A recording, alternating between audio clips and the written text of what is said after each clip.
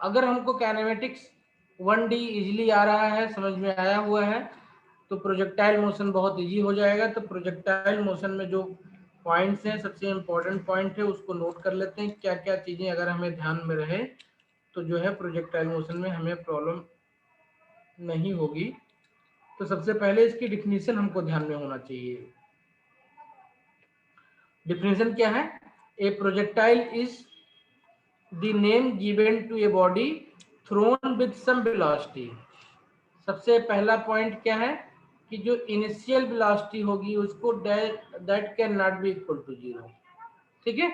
It must be thrown with some velocity, और उस velocity से थ्रो करने के बाद में, ठीक है, thrown with some velocity at an angle theta. तो यहाँ पे theta also can not be 0 at an angle theta, ठीक है।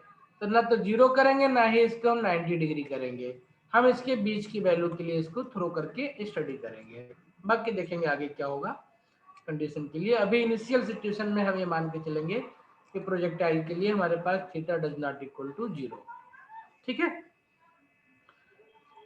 And then after this two conditions you must allow your object to travel or fall under the acceleration of gravity or under the action of gravity।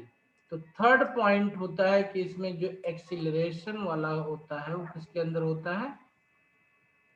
वो अंदर gravity होता है। तो ये 3 point होती हैं जो कि अगर आपको बेसिकली पता है, याद है, तो आप इसके किसी भी पॉइंट पे बाकी सारी चीज निकाल सकते हो, ठीक है। ओके, तो let us assume कि it has been projected with velocity u at initial at angle theta। Then we know that from our previous knowledge, if there is a vector r making angle theta with the axis x, then the component along the horizontal means x-axis, it is going to be cos theta, and vertical component is going to be r sin theta। तो in same manner जो इसका component होगा along the x axis you का, वो कितना हो जाएगा? किसी पॉइंट पे लिखना है तो लिखेंगे यू अलोंग दिस, ये कितना हो जाएगा? यू cos थीटा हो जाएगा, और अलोंग वर्टिकल कितना हो जाएगा? ये यू sin थीटा हो जाएगा। मैं ये वैल्यू यहाँ पे लिख रहा हूँ, कहाँ पे लिख रहा हूँ? ए पे लिख रहा हूँ। ये क्योंकि डायग्राम में ए पे दिखा नहीं सकते थे यहाँ, तो इसलिए हमने इसको यहाँ दिखा दिया। इस पर्टिकुलर पॉइंट पे दिखाना है किसी को तो वो बी डैश दिखाएगा, ठीक है। समझ आ गई बात? तो मैं चाहूँ तो इसको अब यहाँ पे बना सकता हूँ इस तरीके से कि इस में जो आपकी वेलोसिटी होगी हॉरिजॉन्टल मोशन के लिए यू cos थीटा होगी, और वर्टिकल मोशन में जो वेलोसिटी होगी वो कितनी होगी? यू sin थीटा होगी। कितनी होगी? You sin theta. इतनी बात समझ में आ गई सबको? नहीं आई? आ गई सर। आ गई ना? ओके। अब अगर किसी भी पॉइंट पे हमको इसकी वेलोसिटी किसी भी पॉइंट पे जानना है, तो मान लेते हैं कि इस पॉइंट पे हमको जानना है इसकी वेलोसिटी। किस पॉइंट पे? इस पॉइंट पे जानना है, या किसी भी एक्स वाई जेड किसी भी पॉइंट पे जानना है। तो यहाँ वेलोसिटी बी होगी, तो बी की वैल्यू निकाल लेंगे। अगर टाइम पता है हमको तो v equal to u plus 80 से निकाल लेंगे, और उस बी को यहाँ पे ब्रेक कर देंगे तो अलग अलग कंपोनेंट उसके निकल जाएंगे।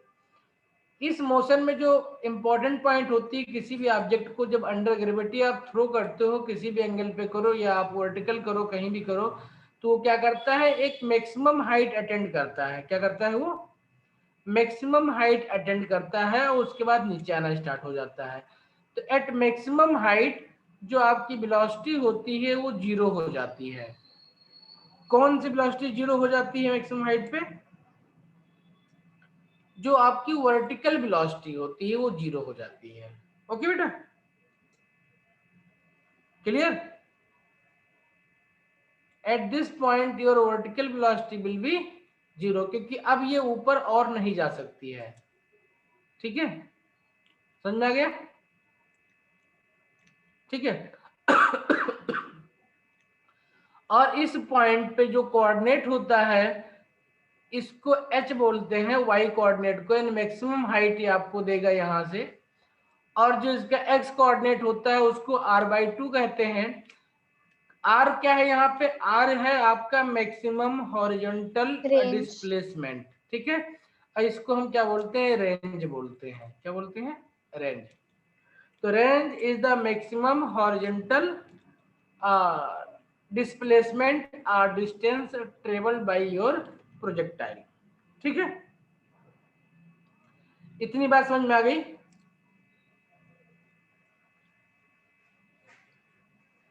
Hello, yes sir. इतनी बात समझ में आ गई? क्लियर? यहाँ हाँ पे जी सर। यहाँ पे एक छोटी सी पॉइंट है जो कि नोट कर लें, क्योंकि एग्जाम में बिल्कुल डायरेक्ट क्वेश्चन पूछता है। वो इसलिए पूछता है क्योंकि अभी जब आप 12th पास करके आगे जाओगे या कोई बच्चा आगे फिजिक्स पढ़ता है तो उसको सबसे पहले इफेक्ट ऑफ रोटेशन ऑफ अर्थ सिखाया जाता है, कोरियोलिसिस फोर्स के बारे में बताया जाता है उसको, ठीक है। तो चूंकि यहाँ पे हम इस लेवल पे मान के चलते हैं, क्या मान के चलते हैं? एजम्पशन है हमारे पास में। तो इस मोशन में 3 एजम्पशन है हमारे पास में, इन 3 को याद रखना होगा हमको। कौन कौन से एजम्पशन हैं? पहला एजम्पशन है no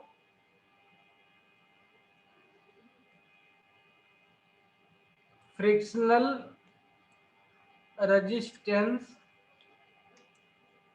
no frictional resistance of air. दूसरा है इसमें effect due to rotation of earth and curvature of earth is negligible. the effect of the effect due to लिखना अच्छा रहेगा, the effect due to rotation of earth and curvature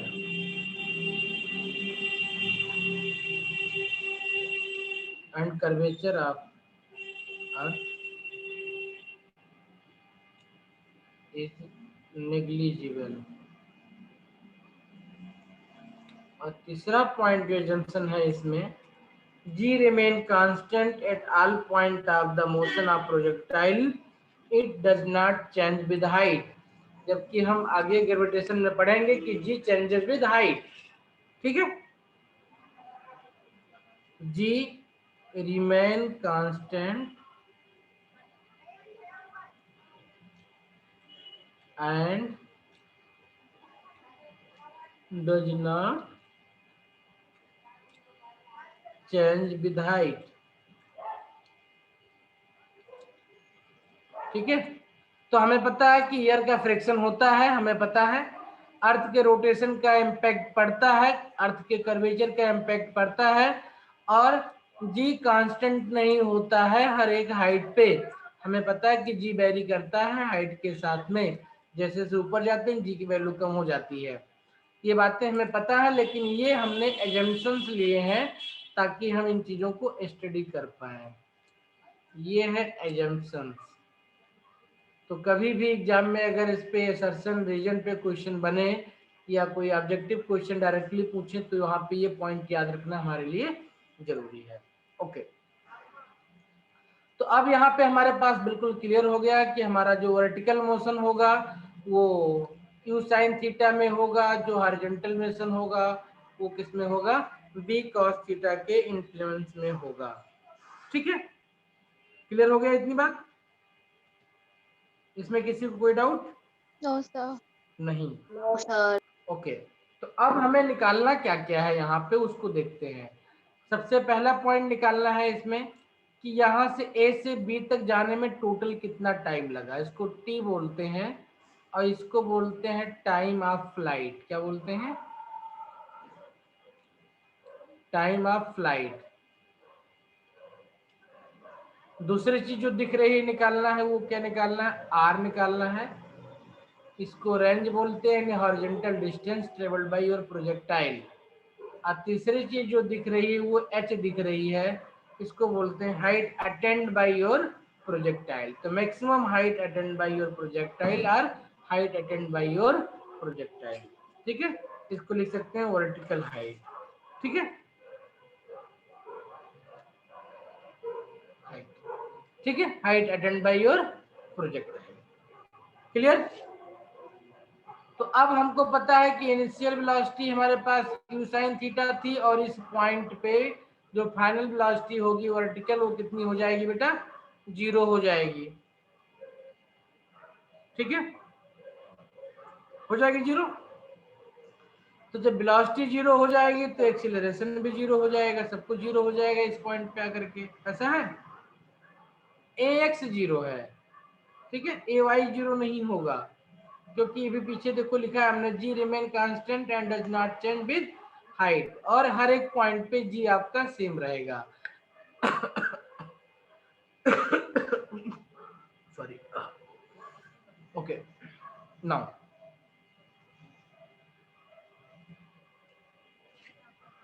तो जो horizontal displacement है वो हॉरिजॉन्टल वेलोसिटी की वजह से होगा, जो बाकी वर्टिकल मोशन है वो वर्टिकल वेलोसिटी की वजह से होगा। तो इसको हम 1 बाय 1 करके देख सकते हैं। तो r इक्वल टू कितना हो जाएगा? ये डिस्प्लेसमेंट है, ये वेलोसिटी हो जाएगा कितना है? u cos theta into total time taken t है, इक्वेशन 1 बना दिया। ठीक है, r निकल जाएगा यहाँ से अगर हमें t पता हो तो। ठीक है, अब सबसे इंपॉर्टेंट पॉइंट है कि हमको टी निकालना है। क्या निकालना है? टी निकालना है। तो हमें काइनेमेटिक्स इक्वेशन पता है, क्या होता है? V equal to u plus a t होता है। डी पॉइंट की बात करें तो ये 0 हो जाएगा, ये आपका कितना हो जाएगा? यू साइन थीटा हो जाएगा। जी आपका ऊपर जा रहा है, नेगेटिव हो जाएगा, और टी क्या हो जाएगा? ये टी इसका हाफ हो जाएगा। अगर टोटल डिस्टेंस ट्रेवल करने में टाइम टी लगती है, तो हाफ डिस्टेंस ट्रेवल करने में कितना टाइम लगेगा? टी हाफ लगेगा। ओके, या इसको हम t1 कह सकते हैं। क्या कह सकते हैं? t1 कह सकते हैं। क्लियर? समझ में आ गई बात? तो इस पॉइंट पे t इक्वल टू 0 से स्टार्ट किया हमने, यहाँ पे t इक्वल टू t पे पहुंच गए, और यहाँ पे जब पहुंचे तो t equal to capital T हो गया। ये पॉइंट हम दिमाग में रख लेंगे। तो सेकंड पॉइंट, तो इसके लिए हमें कैपिटल T चाहिए। तो सेकंड पॉइंट स्टार्ट करते हैं। सेकंड पॉइंट क्या है? वर्टिकल मोशन में आते हैं। फॉर द मोशन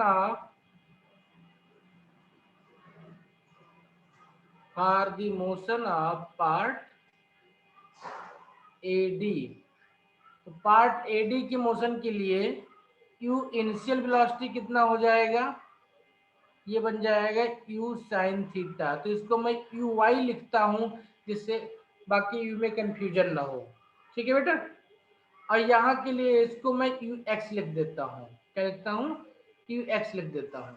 ठीक है, ये बन जाएगा uy equal to u sine theta, and by आपका कितना हो जाएगा? 0 हो जाएगा, और t इक्वल टू t है, तो फार्मूले में पुटअप कर दो, फर्स्ट इक्वेशन आप काइनेमेटिक्स में पुटअप कर दो, तो यहाँ से आपको वैल्यू मिल जाएगी किसकी? t की।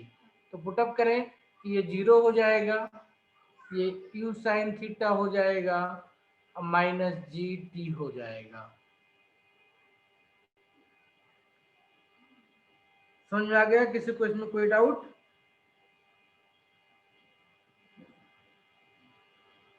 है?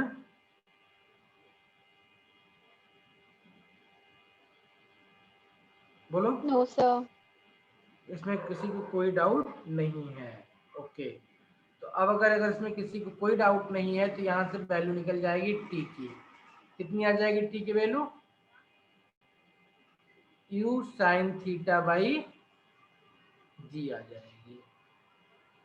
क्वेश्चन नंबर 2 मिल गया हमको।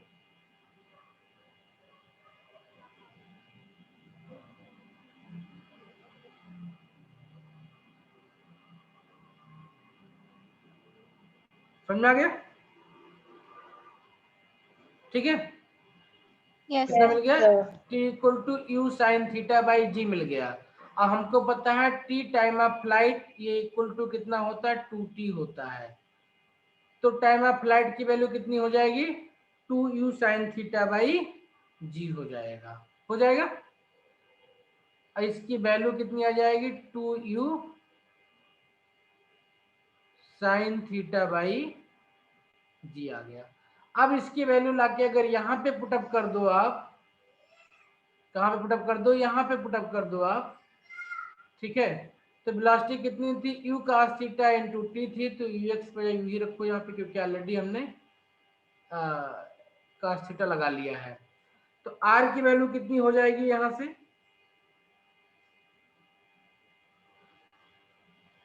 फटाफट पुटअप करो। देखो मैं अगले नेक्स्ट पेज पे कर लेता हूँ, यहीं पे कर दूँ, यहीं पे कर लेता हूँ, स्पेस है हमारे पास तक, एक ही पेज पे हो जाएगा।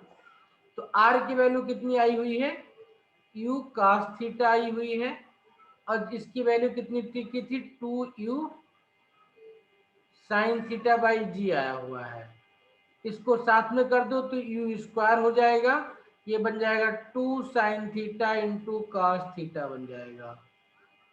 और 2 sign theta into cos theta जो होता है 2 साइन थीटा होता है, तो u square sine 2 theta by g आपकी r की वैल्यू हो जाएगी, रेंज की।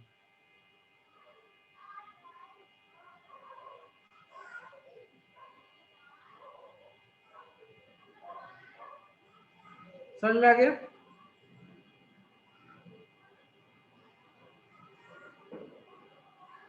Hello,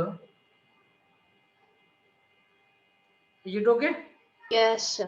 Okay, now we need to find out h here। तो h मतलब dm चाहिए हमको। अब तो h कैसे मिलेगा, देखो यहाँ से a से d की मोशन किया गया, तो आपका जो डिस्टेंस ट्रेवल हुआ है वो कितना डिस्टेंस ट्रेवल हुआ है वर्टिकल मोशन में, h। और इसकी इनिशियल वेलोसिटी कितनी थी, u sin थीटा, टाइम कितना लगा है, t लगा हुआ है। तो हमको पता है डिस्टेंस का फार्मूला h या s लिखें, जो भी लिखें, h equal to u t. तो u में कौन सा u हो जाएगा, वाई यू टी, ऊपर मोशन हो तो माइनस हो जाएगा g, ठीक है। क्या होता है U T plus half A T square, क्या होता है हाफ ए टी स्क्वायर, तो ऊपर जा रहा है तो माइनस हो जाएगा, 1/2 जी टी स्क्वायर हो जाएगा। इसमें यू आई पता है हमें, यू आई कितना दिया हुआ है, ये दिया है u sine theta into T, ऐसे रहने दो, ये 1/2 जी टी स्क्वायर हो गया, h इक्वल टू हो गया ये। अब t की वैल्यू हमने निकाला है, क्या निकाला है, u साइन थीटा बाई जी निकाला हुआ है, क्या निकाला हुआ है, u साइन थीटा बाई जी निकाला हुआ है हमने। तो इसकी वैल्यू पुटअप कर देते हैं और इसको हम सिंप्लीफाई कर लेते हैं। तो इसको सिंप्लीफाई करने के लिए हम नेक्स्ट पेज पे चलते हैं, क्योंकि यहाँ स्पेस नहीं दिख रहा है। तो h इक्वल टू क्या आया हुआ है, h इक्वल टू आया हुआ है u साइन थीटा, t की वैल्यू कितनी आई थी, कोई बताया मुझे, u sin theta by g। By g आई थी, -1/2 जी, t की वैल्यू यही रह जाएगी, u साइन थीटा बाई जी का होल स्क्वायर। इसको सिंप्लीफाई कर लेते हैं, तो ये आपका u स्क्वायर हो जाएगा, ये हो जाएगा साइन स्क्वायर थीटा, यहाँ पे बाई जी हो जाएगा माइनस 1/2 जी, जी कैंसिल हो जाएगा, ऊपर बचेगा आपका सिंपली कितना, u square sine square theta by g. अब ध्यान से देखो, तो इसको पूरा x मान लो, तो ये भी x ही है, तो x माइनस 1/2 x मतलब कितना बच जाएगा, is equal to 1/2 u square sine square theta by g बच जाएगा। अच्छे से लिखें इसको, तो u इक्वल टू कितना हो जाएगा, u square upon 2g into sine square theta. Equation number check कर लेते हैं, तो एक दो इक्वेशन नंबर 3 इसको दे देते हैं, इसको इक्वेशन नंबर 4 कर देते हैं, ठीक है।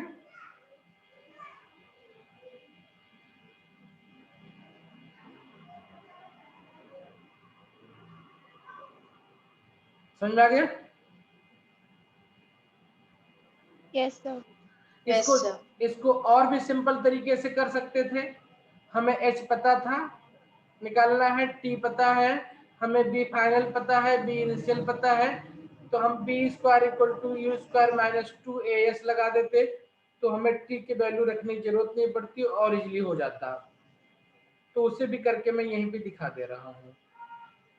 Third equation of kinematics use करें तो बी स्क्वायर, बी आपका 0 है, यू स्क्वायर कितना है, यू साइन थीटा है, स्क्वायर हो गया, माइनस हो जाएगा 2g, s मीन्स h है ना, this gives you simply h equal to u square sine theta by 2g in one line.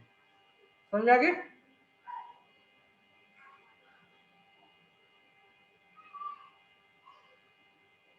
Yes, sir.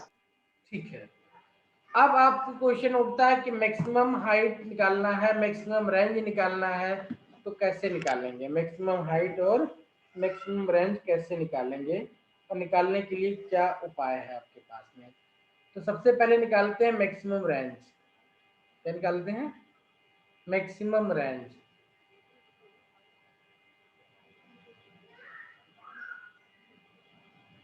और आर की वैल्यू कितनी दी हुई थी आपको, कोई बताया मुझे? U square U square sin 2 theta by g. Sine 2 theta by g दिया हुआ है। ठीक है, अब Yes, ध्यान sir. दो यहाँ पे आर की वैल्यू मैक्सिमम हो गई, तो यू तो आपको फिक्स है, जी फिक्स है आपका, जो दे दिया दे दिया। R will be maximum if sine 2 theta will be maximum. Okay, अब Yes, साइन sir. की जो मिनिमम वैल्यू 0 होती है, मैक्सिमम वैल्यू 1 होती है, तो फॉर आर मैक्स आपका यू स्क्वायर बाई जी हो जाएगा, और इसके लिए कंडीशन होगी कि साइन थीटा इक्वल टू 1 हो जाए, और साइन थीटा इक्वल टू 1 की वैल्यू होती है साइन पाई बाई 2। कितना होता है? साइन पाई बाई 2 होता है। तो यहाँ से देखें तो सिंपली लिख सकते हैं 2 theta equal to pi by 2, और थीटा इक्वल टू कितना हो जाएगा? Pi by 4। कितना हो जाएगा? Pi by 4। तो आर मैक्स ये हो जाएगा, और इसी कंडीशन से आपको एक वैल्यू मिल गई कि theta equal to pi by 4 means 45 degree. कितना? 45 डिग्री। अगर आपने अपने प्रोजेक्टाइल को 45 डिग्री पे यू वेलोसिटी से प्रोजेक्ट किया है तो वो मैक्सिमम रेंज अचीव करेगा। Okay, Yes, sir. Maximum horizontal range ये अचीव करेगा। अच्छा, चलो अभी आगे देखते हैं उसी को। ठीक है, मैक्सिमम हॉरिजॉन्टल रेंज ये अचीव करेगा जब इसको आपने 45 डिग्री पे प्रोजेक्ट किया है। अब एक इसमें बड़ी इंपॉर्टेंट पॉइंट होती है, इंपॉर्टेंट पॉइंट ये होती है कि आप किसी भी प्रोजेक्टाइल को थीटा डिग्री पे प्रोजेक्ट करो या 90 माइनस थीटा पे प्रोजेक्ट करो, उन दोनों का जो रेंज होता है वो सेम होता है। ठीक है, कैसे इसको देखते हैं भाई, डायग्राम बना करके जरा। क्या कहना चाह रहे हैं? कहना ये चाह रहे हैं अगर हमने इसको थीटा एंगल पे प्रोजेक्ट किया है, कितने पे? थीटा एंगल पे प्रोजेक्ट किया है हमने इसको। ठीक है, तो अगर हम 90 माइनस थीटा पे भी इसको प्रोजेक्ट करें, किस पे करें? 90 माइनस थीटा पे भी अगर इसको हम प्रोजेक्ट करें तो उसका रेंज क्या मिलेगा? सेम मिलेगा हमको। If this angle is theta and let us से कि 90 माइनस थीटा की वैल्यू ये हो जाएगी, तो ये वैल्यू आपको सेम मिलेगी। Let's say this angle is 90 minus theta. ठीक है, पहला वाला मोशन है, मैं कलर चेंज कर देता हूं। पहला वाला मोशन है एट एंगल थीटा पे, और दूसरा वाला मोशन है एट एंगल 90 माइनस थीटा पे। ठीक है, तो 45 डिग्री के लिए 90 माइनस थीटा दोनों सेम हो जाएगा, इसलिए मैक्सिमम का क्यों लिखिए आंसर होगा। बाकी लेट्स से अगर थीटा इक्वल टू 30 डिग्री है तो 90 माइनस थीटा इक्वल टू कितना हो जाएगा? 60 डिग्री हो जाएगा। हो जाएगा ना? यानी आप चाहे 30 डिग्री पे प्रोजेक्टाइल फेंको, चाहे 60 डिग्री पे फेंको प्रोजेक्टाइल, इन दोनों का रेंज क्या होगा? सेम होगा।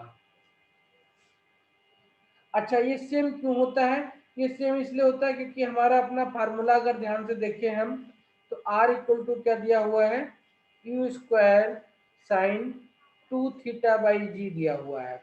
लेट से थीटा इक्वल टू r1 था और r2 आपका 90 माइनस थीटा पे फेंका गया है, तो u square by g sine 2 theta की वैल्यू कितनी हो गई है, 90 माइनस थीटा कर दिया है हमने। कितना कर दिया है, 90 माइनस थीटा कर दिया है।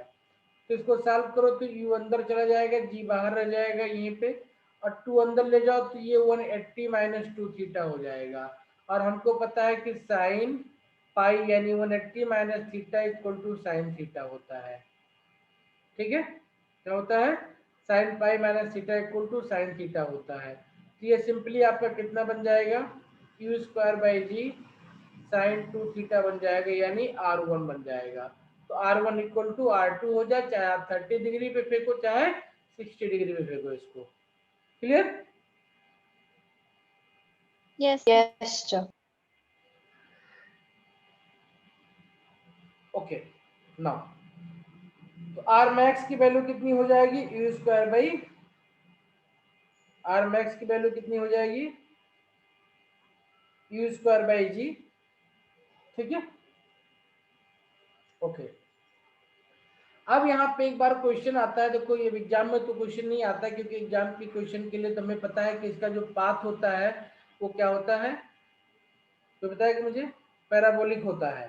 ठीक है, लेकिन पूछा जाता है, अगर कोई पूछे जो पाथ होगा वो कैसे होगा, क्या होगा, तो कैसे निकालेंगे, मैं सिखा देता हूँ उस चीज को।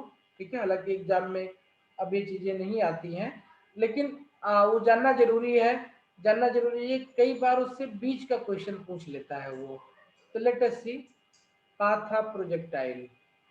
क्या है, पाथ ऑफ प्रोजेक्टाइल, इसको समटाइम्स लोकस ऑफ प्रोजेक्टाइल भी कहते हैं। पाथ ऑफ प्रोजेक्टाइल बहुत इंपॉर्टेंट इक्वेशन होता है इसका, बाकी आंसर सबको पता है इसका।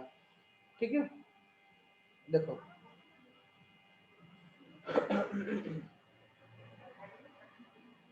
तो पाथ ऑफ प्रोजेक्टाइल निकालना है तो निकालते हैं। सबसे पहले उसका हम हॉरिजॉन्टल और वर्टिकल दोनों मोशन की बात करते हैं, तो निकालते हैं एस एक्स। एस एक्स मतलब क्या हो जाएगा आपका,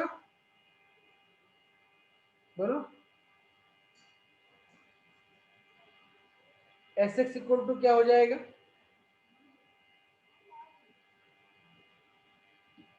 एक्स लिखा हुआ है मतलब हॉरिजॉन्टल डिस्प्लेसमेंट की बात कर रहे हैं हम।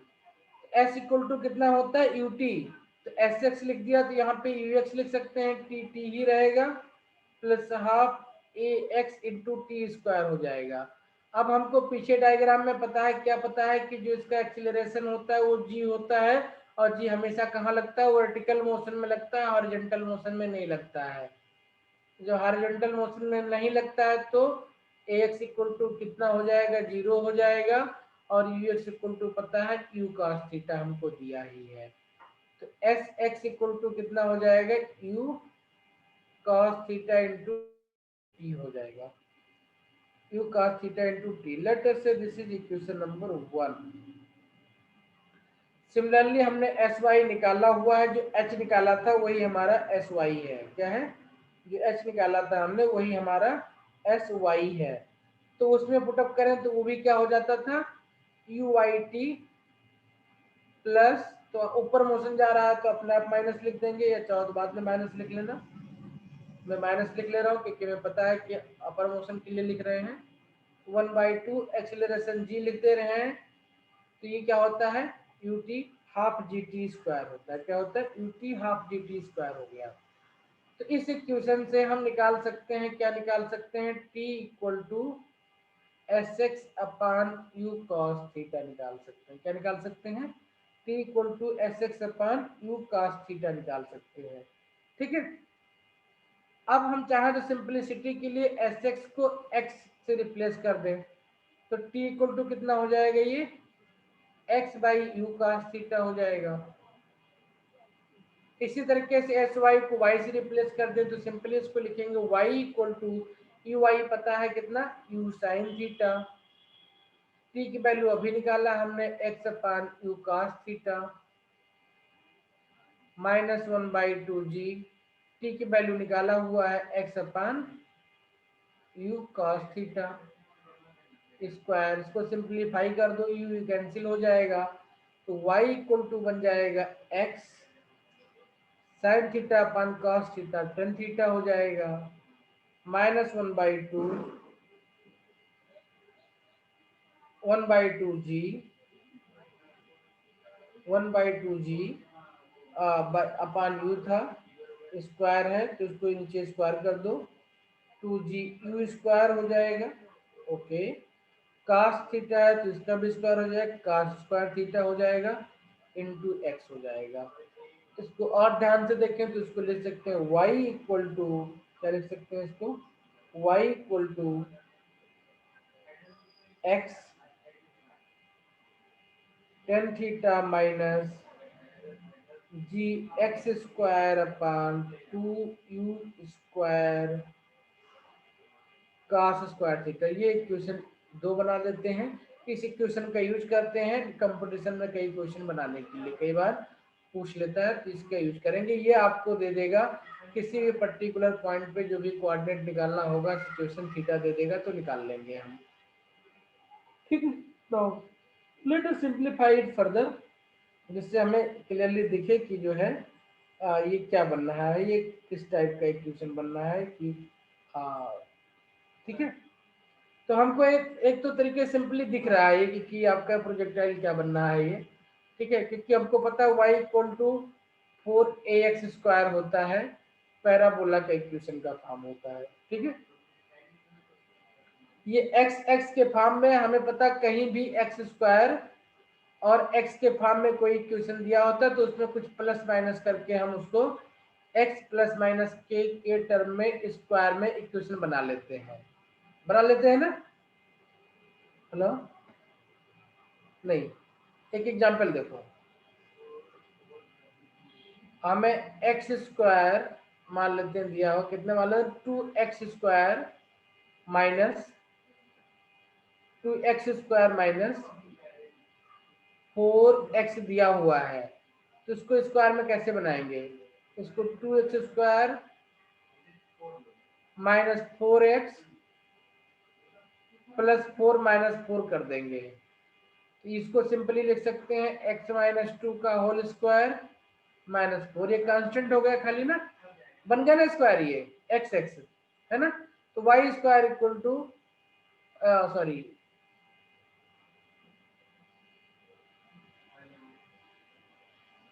y square equal to 4ax या x square equal to 4ay type का इक्वेशन हमारे पास में ये बन जाएगा। ठीक है, यहाँ पे y दिया हुआ है, यहाँ पे x का स्क्वायर वाले टर्म में इक्वेशन बन जाएगा। तो सिंपली देख के हम बता सकते हैं अब यहाँ पे कि ये पैराबोलिक पाथ होगा, लेकिन इसमें कुछ और चीजें सिंप्लीफाई करेंगे तो एक और अच्छा इक्वेशन मिलता है हमको, हमारा टारगेट उस पर पहुंचने का है। ये यहाँ तक समझ में आ गया सबको? Yes sir. ठीक है, तो let us simplify this further.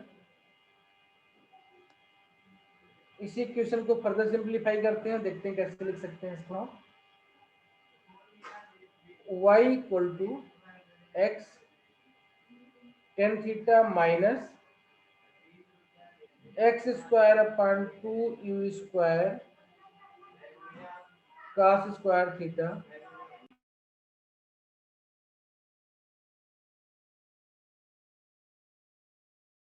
हाँ एक्स स्क्वायर इक्वल टू ये लिख सकते हैं, देखो इसको फर्दर ऐसे लिख सकते हैं एक्स टेन थीटा माइनस, इसको हम सॉल्व करना चाहते हैं, सिंप्लीफाई करना चाहते हैं, देखो कैसे करेंगे इसको हम लिखेंगे एक्स स्क्वायर, तो छूटा तो नहीं कहीं पे 80, तो जी कहीं छूटा हुआ ना, जी यहाँ पे था, इसको लिखेंगे एक्स स्क्वायर ऊपर, नीचे इसको ऐसे लिखने जा रहे हैं हम 2u स्क्वायर, हमारे पास cos स्क्वायर थीटा है तो इसको लिखेंगे cos थीटा, इसमें मल्टीप्लाई करेंगे साइन थीटा से, तो यहाँ से cos स्क्वायर था तो एक cos थीटा को बाहर कर देंगे और साइन थीटा मल्टीप्लाई किया तो साइन थीटा से डिवाइड करना पड़ेगा, तो ऊपर साइन थीटा से मल्टीप्लाई कर दिया, देखो साइन साइन कैंसिल हो जाएगा, ये सिर्फ cos स्क्वायर थीटा रह गया आपका। अब इसको बाई जी कर देंगे यहाँ पे, ठीक है, समझ आई बात ये?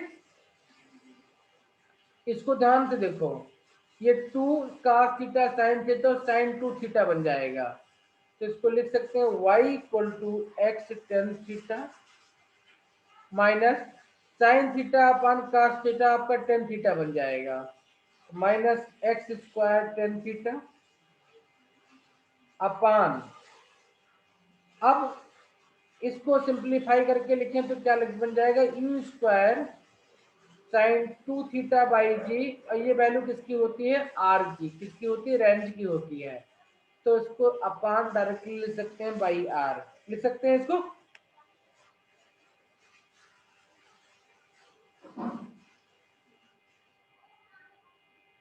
समझ आ गया? तो y equal to x tan theta अगर यहां से कॉमन निकाल लें तो ये बन जाएगा 1 minus x by Yes, sir. 1 minus x by are.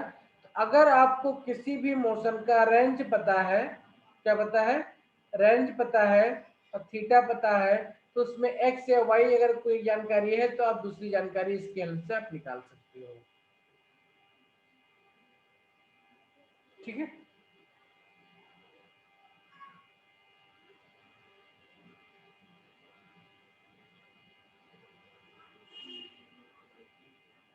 समझ आ गया? Now this equation is known as the equation of parabola. This is a well known equation of parabola. This is equation of parabola. तो आप simply कह सकते हैं कि path of projectile are, इसको ट्रेजेक्ट्री बोलते हैं, क्या बोलते हैं, ट्रेजेक्ट्री,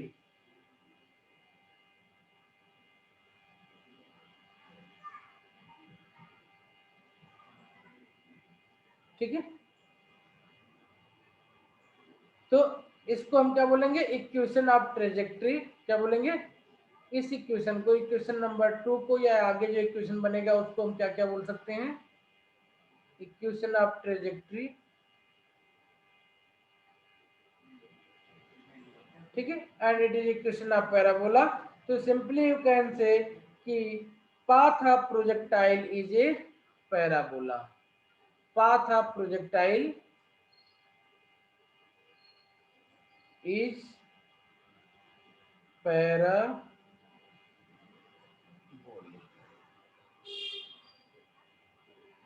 तो नोट में इस इक्वेशन को लिख लेंगे और इस इक्वेशन को लिख लेंगे, ठीक है, क्योंकि इस इक्वेशन के बहुत सारे एप्लीकेशन है कंप्यूटेशन के पॉइंट ऑफ व्यू से। तो प्रोजेक्टाइल मोशन में समझ में आ गया, इसमें कहीं कोई पॉइंट, किसी पॉइंट पे डाउट हो तो अभी पूछ लो।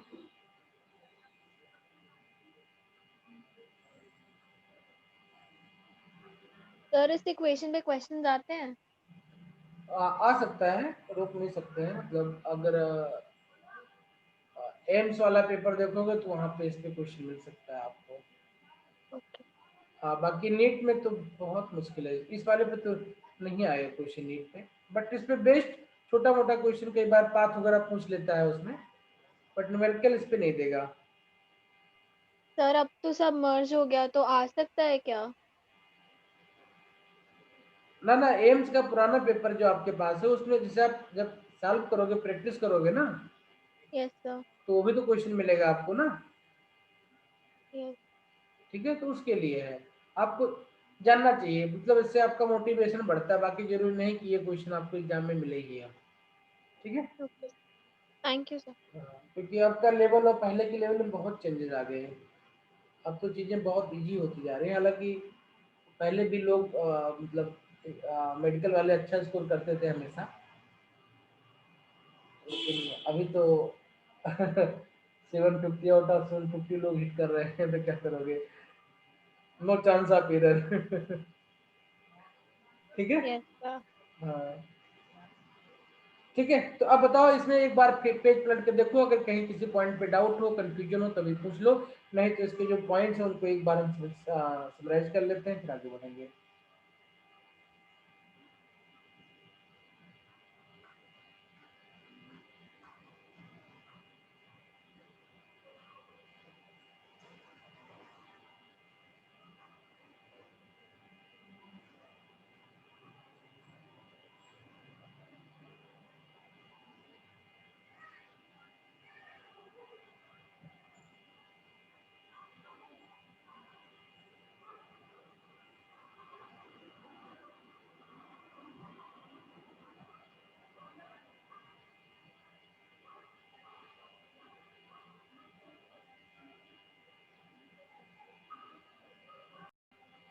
ठीक है, तो ये हमने यहाँ पे निकाल के देख लिया कि एच कब, जब आर मैक्स के लिए थीटा की बात करेंगे 45 डिग्री पे एच मैक्स की वैल्यू कितनी होगी, वो आर मैक्स बाई 4 होगी। यहाँ हमने देख लिया, इसको लैंग्वेज में लिख लेते हैं थोड़ा।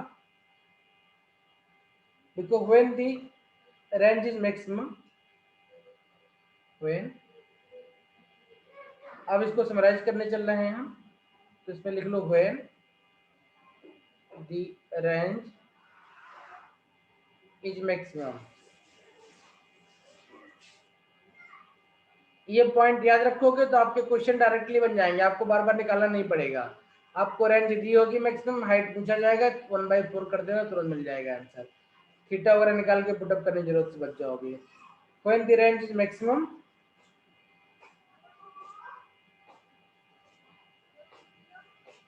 The height h reached by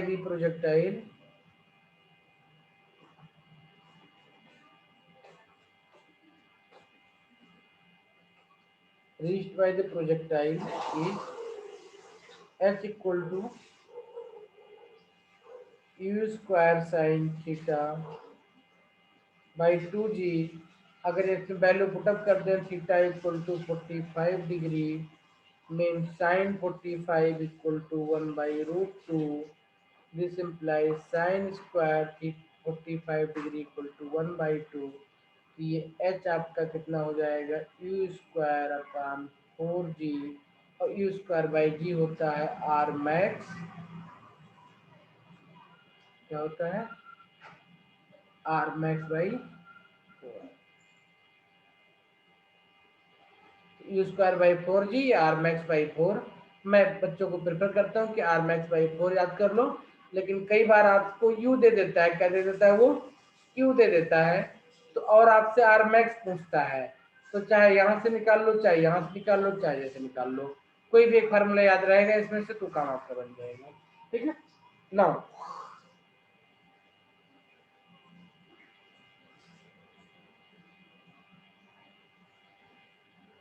ठीक है। तो अगर कोई आदमी किसी प्रोजेक्टाइल को मैक्सिमम डिस्टेंस तक फेंकता है, तो उसका जो हाइट होगा वो कितना अटेंड करेगा, आर मैक्स का 1/4 ही अटेंड करेगा, और एंगल कितना होगा, 45 होगा। Next and very very important point only for the purpose of competition, वो क्या है, नोट कर लिया सबने पिछला, velocity of projectile at any time, velocity of projectile at any time, velocity of projectile at any time, ये क्या होता है कि ये b होता है आपका, b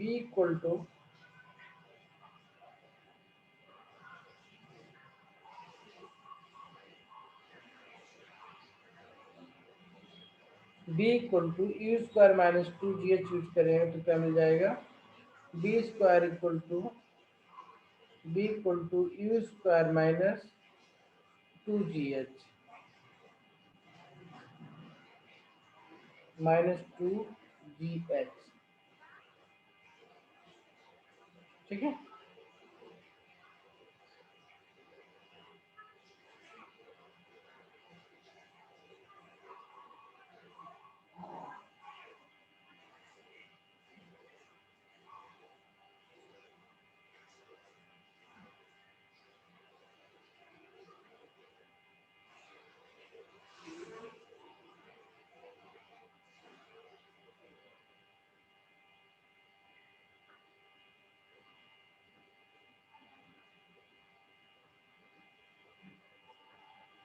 समझ आ गया।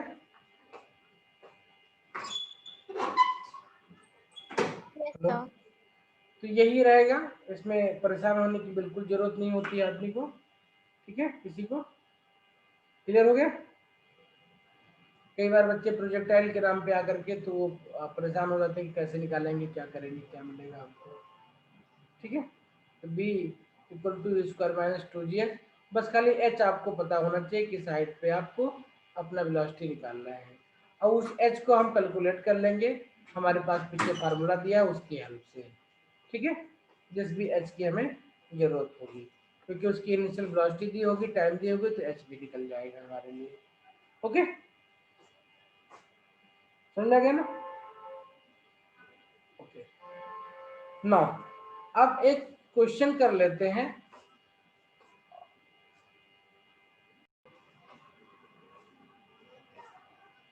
ठीक है, तो हमने ux निकाल लिया था, uy निकाल लिया, और t equal to u sine theta by g, ये 15 था बटा 10, 1.5 सेकंड आ गया। u equal to u square sine square theta upon कितना होता है फार्मूला 2g होता है। अब देखो हम इसको ऐसे सॉल्व करेंगे, कैसे सॉल्व करेंगे, इसको u साइन थीटा का स्क्वायर लिख लेंगे बाई 2g। अब u साइन थीटा की वैल्यू पता है हमें कितना आया हुआ है, 15 आया हुआ है, तो 15 का स्क्वायर करते हैं तो 225 हो जाता है। कितना हो जाता है ये, 225 हो जाता है, और 2 इंटू 10 हो जाएगा। ये वैल्यू बाद में यूनिट रख लेंगे सिंप्लीफाई करने के लिए। तो इसको सबसे पहले 2 से काट दो तो 1 हो जाएगा, 1 हो जाएगा, 1 हो जाएगा, 2 हो जाएगा, 0.5 हो जाएगा, 10 से और कर दो तो 11.25 मीटर हो जाएगा। ये कितना आ जाएगा, ये h इक्वल टू 11.25 मीटर हो जाएगा। समझ आ गया?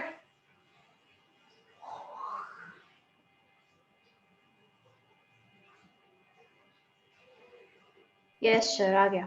ठीक है, r की वैल्यू क्या होती थी, हमने पीछे पढ़ा था, ये u square sine 2 theta upon g होता था। अगर हमें याद हो थोड़ा सा तो इस वैल्यू को हमने ऐसे लिखा था, ये 2 था, इसको मैं u sine theta into u cos theta लिख सकता हूँ, लिख सकता हूँ, अपान जी लिख सकता हूँ। नहीं है तो आप u की वैल्यू साइन थीटा की वैल्यू पुटअप करोगे 2, तो था ये 60 हो जाएगा, साइन 60 वैल्यू √3 हो जाएगा, u square by g into √3 कर देंगे। दोनों तरीके से सॉल्व कर सकते हैं। अब कई बार ये वाला फायदा देता है, कई बार ये वाला फायदा देता है, जो भी आपको पसंद आए वो आप यूज कर सकते हैं। तो हमने दोनों फार्मूले दिए, मैं पहला वाला फार्मूला यूज कर रहा हूँ इसके लिए, इस वाले फार्मूले को। तो 30 यू का स्क्वायर कितना होता है 30 से, तो ये 900 हो जाएगा, साइन 2 थीटा मतलब साइन 60 हो जाएगा, √3/2 हो जाएगा, और जी की वैल्यू 10 दिया हुआ है। तो 2 से इसे कैंसिल आउट कर दो तो कितना हो जाएगा, 900 का काटोगे तो 450 हो जाएगा, और √3 से मल्टीप्लाई कर दो तो √3 की वैल्यू होती है 1.732। ठीक है, या इसको चाहो तो ऐसे रहने दो, इसको यहाँ से काट दो और इसको आप ऐसे लिख दो 45√3 मीटर। कितना हो जाएगा ये, 45√3 मीटर लिख दो इसका आंसर। ठीक है,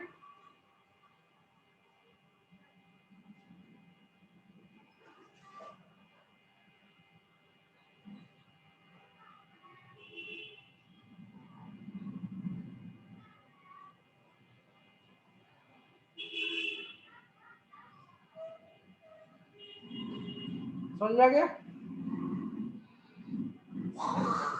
यस सर। ठीक है, और t इक्वल तो हमने निकाला ही है, तो t का 2 टाइम्स हो जाएगा, तो 1.5 को 2 से मल्टीप्लाई कर दो, कितना आ जाएगा ये 3 सेकंड हो जाएगा। ठीक,